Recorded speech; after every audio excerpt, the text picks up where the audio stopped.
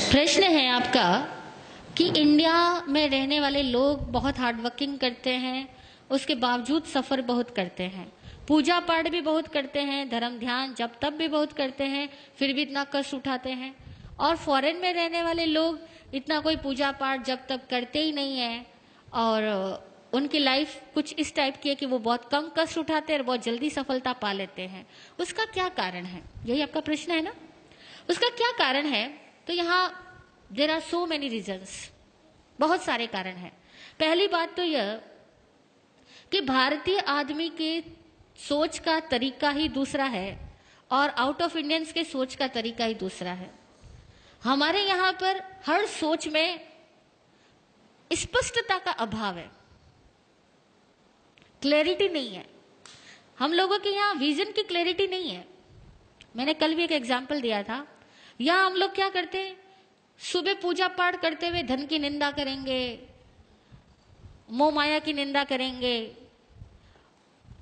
इन सबको दुख का घर बताएंगे, इन सबको खारा जहर बताएंगे और 2 घंटे बाद इस खारे जहर को पाने के लिए सारे जहरीले काम अपनाएंगे।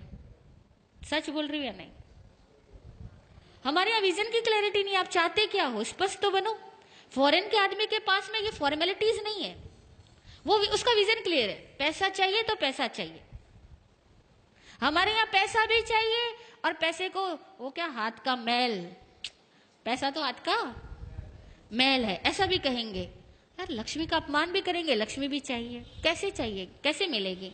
इसी तरह से घर वालों का प्यार भी चाहिए और बात बात में घर वालों को डांटेंगे, उनकी इज्जत खत्म करेंगे और उनको ये फील करवाएंगे कि तुम तो कुछ समझदार ही नहीं हो, जो समझदार हो वो तो मैं ही आदमी हूं बस। अब बता घर में कैसे प्रेम रहेगा? हमारे यहाँ बड़ी औपचारिकताएं हैं, बिना रिस्पेक्ट दिए हम कुछ पाना चाहते हैं। और दूसरी बात, हमारे यहाँ बेईमानियां बहुत है। फॉरेन के आदमी में स्पष्टता तो है ही, ईमानदारी भी बहुत है।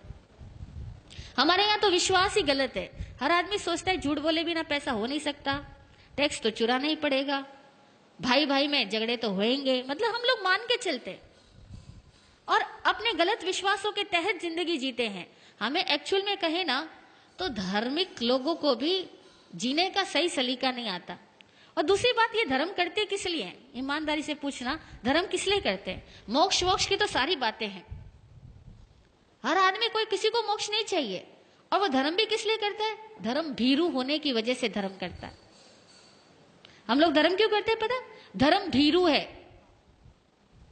धर्म से डरते हैं, पाप बनने से डरते हैं, नरक से डरते हैं, भगवान से डरते हैं, इसलिए तो धर्म करते हैं। हम कौन सा धर्म समझ के करते हैं?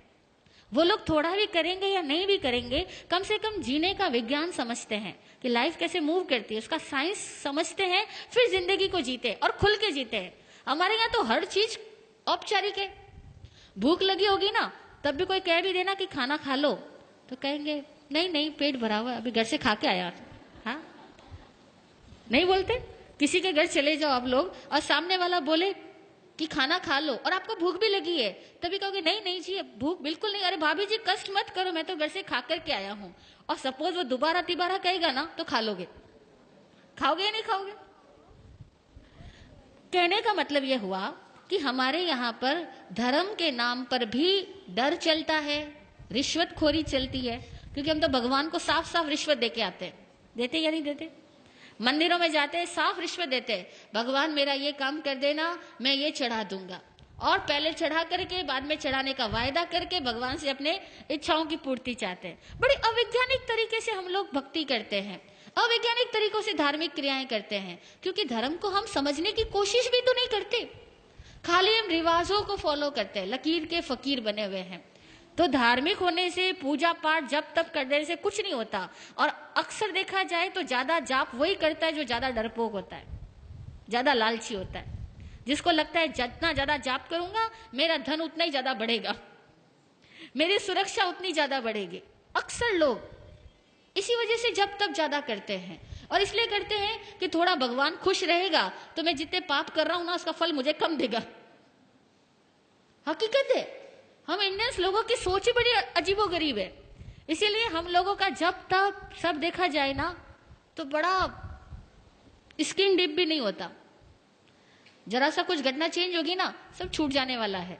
कुछ घर में एक प्रतिकूलता हो गई तो कहोगे हे भगवान, हे कन्हैया, तेरे से तो मेरा विश्वास ही हट गया, तू मेरा कुछ भला नहीं करता।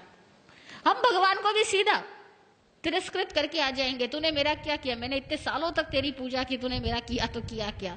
हम लोग कहाँ भक्ति करते हैं? भक्ति कोई हृदय की होती है? भक्ति ज्ञान से आए, भक्ति प्रेम से आए तो ये सवाल ही नहीं पैदा होगा। और दूसरी बात, इंडियंस लोग सफर इसलिए करते हैं क्योंकि यहाँ बहुत बड़ा तंत्र खराब है। केवल एक आध आदमी खराब नहीं है, पूरा सर्कल ही डिस्टर्ब है, पूरी व्यवस्थाएं खराब है, व्यवस्थाएं विकृत है, एक तंत्र खराब है।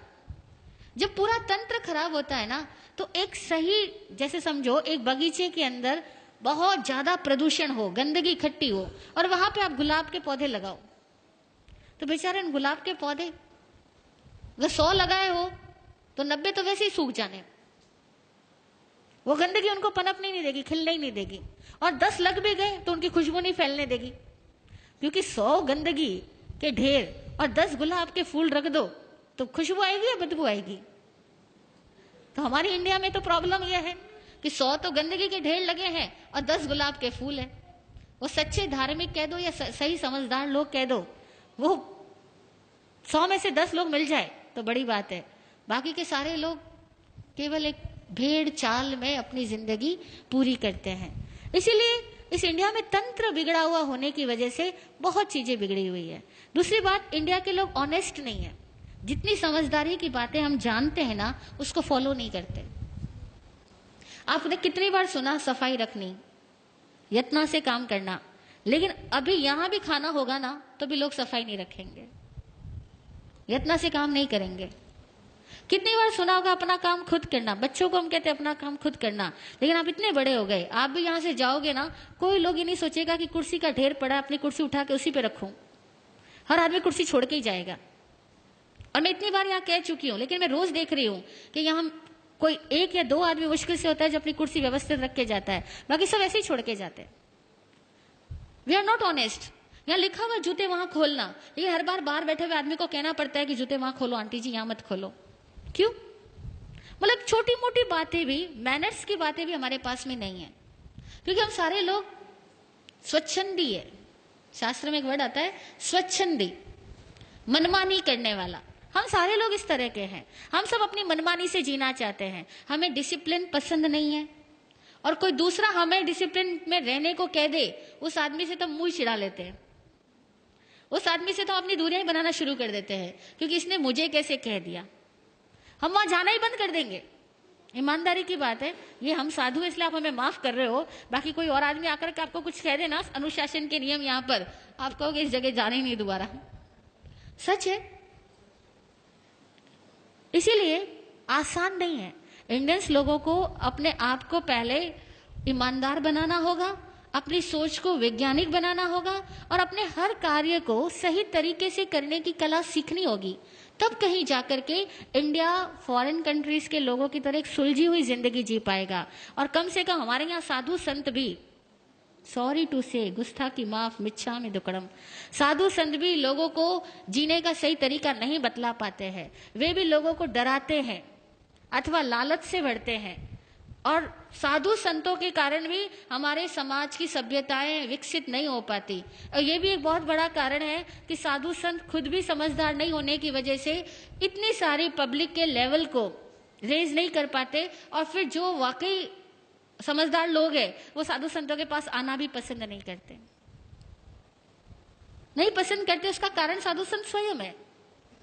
तो दुनिया में भारत में इतने ज्यादा सन्यासी है, इतने ज्यादा साधु लोग हैं, हर धर्म के अंदर, हिंदुओं में भी हजारों भरे पड़े हैं, जैनियों में भी भरे पड़े हैं, इतने साधु है। लेकिन वो सारे साधु ईमानदारी से अगर साधु होते तो भारत का कुछ और नक्शा होता। लेकिन हम लोग ईमानदार साधु नहीं और ईमानदार समणोपासक नहीं, अब दोनों में ही कमियां हैं। तो भैया ऑल ओवर कहते हैं अब जैसा बाप वैसा बेटा, तो करे क्या, है ना। ओके, जय हो। हाँ बोलिए सुनीता जी।